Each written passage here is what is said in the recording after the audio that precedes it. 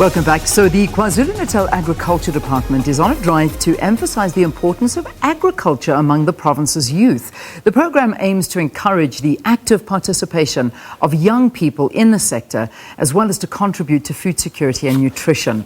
This morning, the Agriculture Youth Indaba is set to take place at the Dundee Research Station. Let's cross live to our reporter, and to that event, our Simphiwe Makhanya is there covering it for us. Simphiwe, good morning to you. Talk to us about what's happening. Morning to you, Leanne. Good morning to Sakina as well as our viewers at home. Well, certainly, Leanne, the province of KwaZulu-Natal today will be talking all things agriculture, youth agriculture to be precise. With me, Leanne, I'm not going to waste time. I'm just going to introduce the Premier of KwaZulu-Natal, Mr. Simphiwe Makhanya, who's going to be part of these discussions here. Premier, thank you very much and welcome to the program. The youth in particular is facing quite a number of challenges in the agriculture sector. One of them is the issue of funding. How is government going to ensure that those who are aspiring to be commercial farmers are subsidized?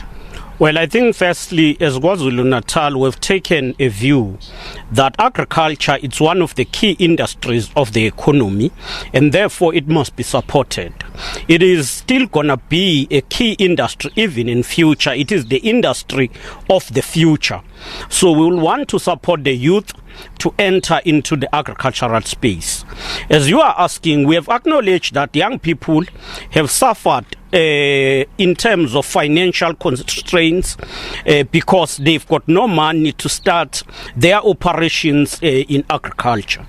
We're happy that the department is starting to prioritize the funding of young people in agriculture, and that will go a long way in ensuring that youth enters the agricultural space. We also know that the KwaZulu-Natal provincial government launched the Youth Fund, which continues to support young people who are venturing in various sectors and various industries in the economy of the country. And therefore, those are avenues that we've put in place. I can say with no hesitation that among those who were announced as beneficiaries of the first batch of funding for the Youth Fund, a number of them came from the agricultural sector, and we will continue to support young people, more so because it helps us to address the unemployment level. The issue of drought, Premier, is also one of the thorny issues when it comes to the issue of agriculture. The province is one of the warmest. In fact, we lack rain in the province. How is government going to ensure that those who are emerging, still trying to find their feet, are not adversely affected by this? Well, we are one of those provinces that are adversely affected by the drought. We will continue to work around mitigations of drought. One of that is to have a long-term planning which should be informed by the research.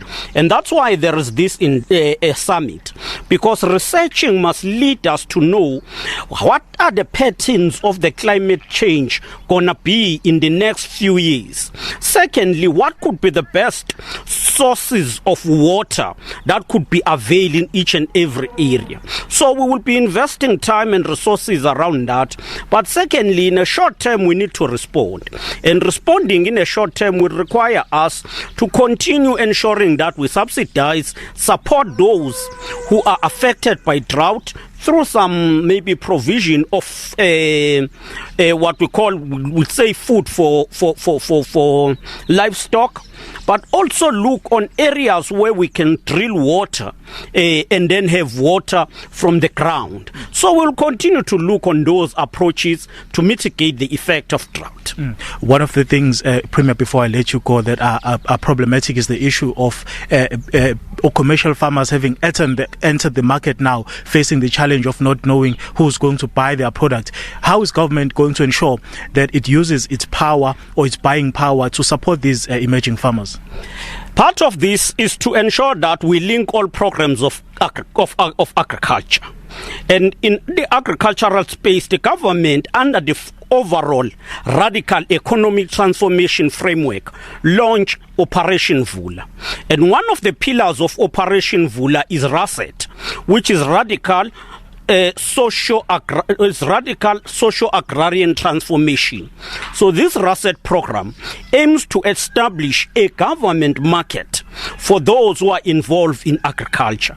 It should be the government that says we are going to have a deliberate intervention through buying from commercial farmers, especially the youth and emerging commercial farmers. Buy from them and those who are involved in subsistence farming.